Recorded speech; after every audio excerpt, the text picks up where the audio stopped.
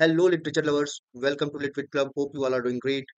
Today, we are going to discuss strange fits of passion have I known. Okay तो इस poem से related हम 50 MCQs करेंगे जो कि बहुत इंपॉर्टेंट रहेगा इस पोयम को समझने के लिए। तो what is the central theme of the poem? तो सेंट्रल थीम ऑफ पोयम आपको देखने को मिलता है love and sudden fear of loss. Next है which tone of the poem can be describe as. तो मेलंकली और कंटेम्पलेटिव, क्योंकि आपको ह्यूमर देखने को नहीं मिलता है, एग्री इंडिफरेंट नहीं है वो, तो मेलंकली एंड कंटेम्पलेटिव। नेक्स्ट है the mood shift drastically in the poems final stanza. ठीक है, फाइनल स्टेंजा में हम देखते हैं कि उनको डर लगता है कि कहीं लूसी मर तो नहीं गई होगी।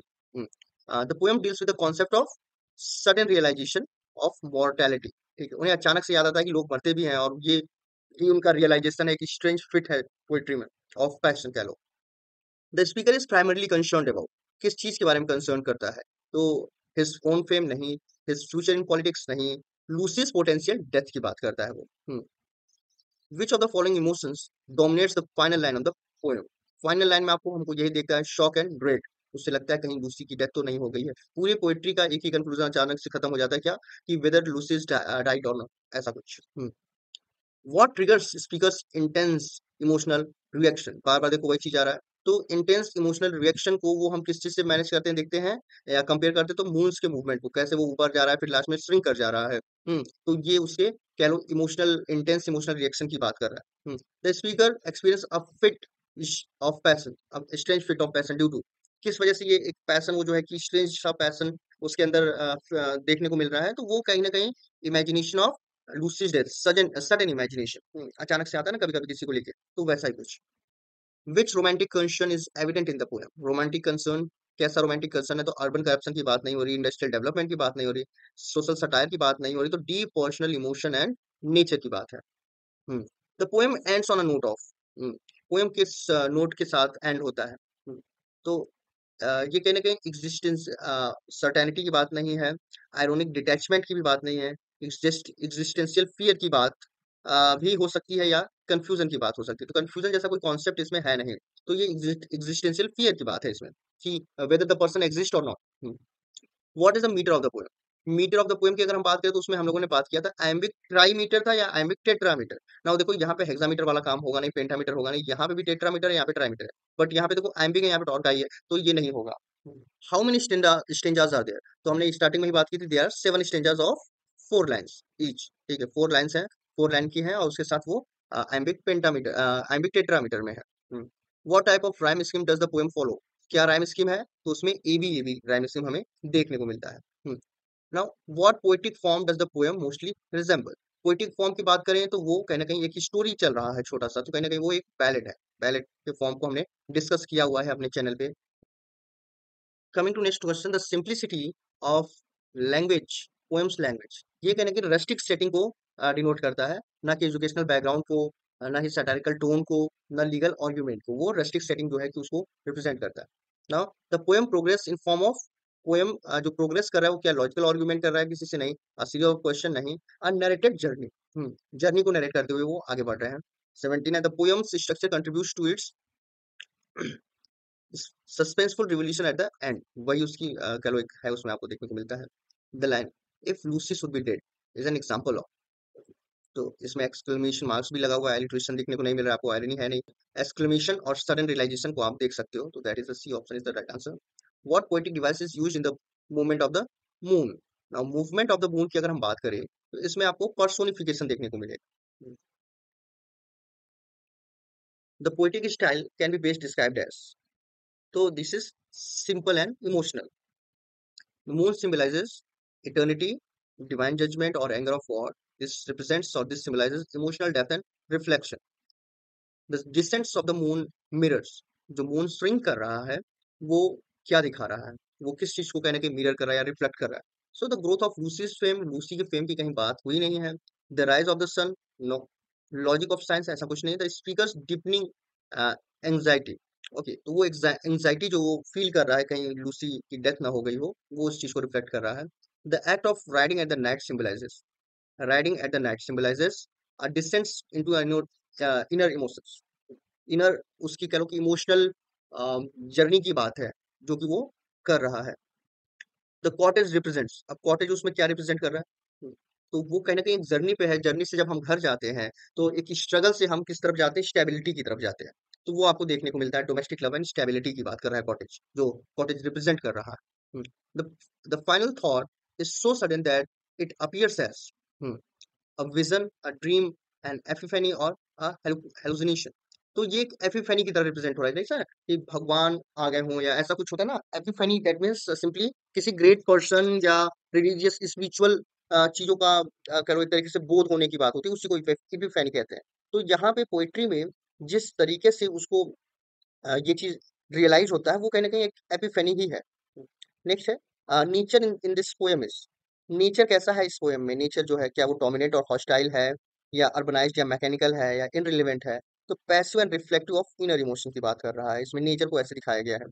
The moon in the poem described, the moon in the poem described as a silent companion, जो कि वो उसका साथ दे रहा है, लेकिन वो कैसा है, साइलेंट है, वो कहीं ना कहीं उसमें कुछ आपको देखने को नहीं मिल रहा है, मॉकिंग या हार्श नहीं है, या वो एक वॉरियर नहीं है, क्रिम्सन एंड फुल नहीं है, वो एक साइलेंट कंपेनियन की तरह काम कर रहा है। विच sound device dominates the poems peaceful beginning, हम कौन से साउंडफुल किस डिवाइस को हम कह लो एज अ टूर, ओनोमोटोपोइया है नहीं, हार्श कॉन्सोनेंट्स भी नहीं देखने को मिलता है, सॉफ्ट रिदम एंड रिपीटिशन आपको देखने को मिलता है, रैपिड पेसिंग भी नहीं है, so C option is right. Which image suggest intimacy and the personal attachment, intimacy और पर्सनल अटैचमेंट किस इमेज से सजेस्ट हो रहा है? तो हमने पहले भी बात किया, वो कहीं ना कहीं लूसी कॉटेज आपको देखने को मिलता है। The imagery in the poem is mostly, imagery की हम बात करें तो पोएम जिस वर्ड्सवर्थ ने लिखा है, तो नो डाउट वो नेचुरल होगा, पेस्टोरल होगा, वायलेंट होता नहीं है, मैकेनिकल होगा नहीं, एब्स्ट्रैक्ट होगा नहीं, that is natural and pastoral. The poem is a part of a group of known as, अब ठीक है कि पोएम जो है एक पार्ट है किसी ग्रुप का, उस ग्रुप को हम लोग कहते हैं Lucy poems. Okay, Lucy is best describe as, Lucy क्या वो एक क्वीन है या एक नाइट है या एक गॉडेस है? नहीं, वो एक रेस्टिक एंड इनोसेंट फिगर के फॉर्म में हमें पता चलता है कि वो, उसके डिस्क्रिप्शन से पोएट के पता चलता है कि वो कहीं ना कहीं इनोसेंट फिगर है। पोएम रिफ्लेक्ट्स विच रोमांटिक आइडियल, तो कौन से रोमांटिक आइडियल को वो पोएम रिफ्लेक्ट कर रहा है? तो वो क्या है, emotional intensity and solitude. Simply कोई क्लासिकल एजुकेशन नहीं दे रहा है, कोई अर्बन सोसाइटी या मेटरलिज्म की बात नहीं है उस। Who is the speaker of the poem? तो अ स्ट्रेंजर है क्या, वो एक वॉरियर है, एक प्रीस्ट है? नहीं, a lover of Lucy. Wordsworth intent with the Lucy poems may have been to, ठीक है, उनका इंटेंट कैसा है लूसी पोएम को लेकर? क्या वो क्रिटिक, गवर्नमेंट को क्रिटिक कर रहे हैं, साइंस को डिफेंड कर रहा है, प्रेस कर रहा है अर्बन लाइफ को? नहीं, वो नेचर को सेलिब्रेट कर रहा है, साथ में वो पर्सनल लॉस की भी बात कर रहा है। द पोएम फर्स्ट पब्लिश्ड है, नाउ हमने बात किया था कि लिखा वो 1798 में गया है, पहली बार कंपोज किया गया, लेकिन अगर पब्लिश करने की बात है तो second edition of lyrical ballot में वो पब्लिश हुआ है Lucy. The poem was included in, तो अभी हमने बात किया लिरिकल बैलेट में वो इंक्लूड है। Which other poet is associated with lyrical ballot, other poet कौन है? कॉलरिज है, एच टी कॉलरिज और विलियम वर्ड्सवर्थ, दोनों ने मिलके ये लिरिकल बैलेट लिखा हुआ है, पोएट्री कलेक्शन है जो कि 1798 में पहली बार पब्लिश हुआ। The poet explores mortality through subtle psychological shift, इसी से तो वो मॉर्टेलिटी को डिफाइन करते हैं। अचानक से वो कहते हैं कि अगर क्या होगा, लूसी की डेथ हो चुकी या हो गई। The sudden thought of death is triggered by, तो नेचुरल सिंबल से उसे हमको देखने को मिलता है, जैसे मून स्विंग कर रहा है, कोई लेटर नहीं मिलता है, कोई नेबर का मैसेज नहीं है, कोई चर्च बेल नहीं है। The passion in the title refers, जो कि जो पैशन की हमने बात की था ना, स्ट्रेंज फिट्स ऑफ पैशन, तो वो intense emotion of love and fear, यही उसका कह लो पैशन था, जो कि काफी स्ट्रेंज था अपने आप में। The setting of the poem quite rural landscape at night, यही इसकी सेटिंग है, कोई बैटलफील्ड की बात नहीं, कोई अर्बन एली नहीं है, कोई कोर्ट रूम नहीं है। The horse in the poem symbolizes, ठीक है, अब वो हॉर्स के बैक पे जर्नी कर रहा है, तो हॉर्स स्पीकर के मेंटल जर्नी की बात कर रहा है, उसका कोई हीरोइज्म नहीं, मेमोरी नहीं, स्पीड नहीं, that is the speaker's mental journey. The descent of the moon is paralleled with, okay, तो मून का जो श्रिंकिंग है या वो डूब रहा है, वो दूर जा रहा है, वो किससे पैरेलल किया गया, किस चीज से वो जुक्स्टापोज कर रहा है? तो the thought of Lucy's death, not marriage, not the end of speaker's passion और the rising of sun, it is simply thought that Lucy may die. The poem avoids detailed description of nature, Lucy's experience. Okay, क्यों ना कहीं nature का काफी अच्छे से description है, emotion का भी, लैंडस्केप का भी, जो डिस्क्रिप्शन नहीं है दैट इज लूसीज अपीयरेंस, तो this will be the right answer. Wordsworth use of simplicity aims to, ठीक है, उनके सिंप्लिसिटी जो है कि वो heighten the realism and emotional impact को हाइटन करने के लिए वो ऐसा यूज करते हैं उसमें। What is the most unusual thing about the poem, poem के बारे में सबसे अनयूजुअल चीज क्या है? तो इट इज एपिक स्केल नहीं, ऐसा कुछ नहीं है। इट इज ह्यूमरस एंडिंग नहीं, द पोइटिकल मैसेज नहीं, the abrupt emotional shift in the final lines, that is the unusual thing. अचानक से एब्रप्ट सा कुछ तो चेंज होता है उसके लास्ट में, एक इमोशनल शिफ्ट हम देखने को मिलता है। The poem illustrate romanticism through. Okay, तो हमें रोमांटिसिज्म का जो एक पिक्चर है वो किसके थ्रू मिलता है? क्या वो कोल्ड लॉजिक जो है, ऐसा कुछ डिटेच्ड और ऑब्जर्वेशन, एलोगोरिकल थियोलॉजी ना, सिंपली क्या है, subjective experience and nature, nature के बारे में काफी पर्सनल होकर चीजों को बताना, दिखाना, एक्सप्रेस करना, दैट इज रोमांटिसिज्म को काफी अच्छे से इलुस्ट्रेट करने का काम किया है, दिखाने का काम किया है। Oh mercy to myself I said is a, क्या है ये? Oh mercy to myself I said, क्या एक डायलॉग है? सिंपली एक विजन है? कोटेशन फॉर लूसी नहीं, एक डायरेक्ट इमोशनल आउटबर्स्ट देखने को मिल रहा है अचानक से कि क्या हो अगर वो पर्सन की डेथ हो गई हो।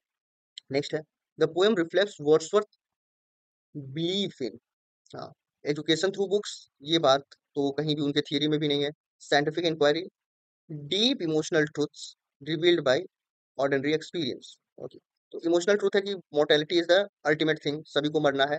सो this is the 50 questions. Thanks for watching. Next Lucy poem के साथ हम फिर मिलते हैं जल्दी ही, तब तक के लिए प्रिपेयर करते रहिए। Thanks for watching.